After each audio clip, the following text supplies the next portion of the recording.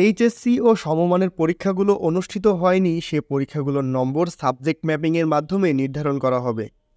আর অনুষ্ঠিত হওয়া পরীক্ষাগুলোর ফল হবে খাতায় প্রাপ্ত নম্বর অনুসারে।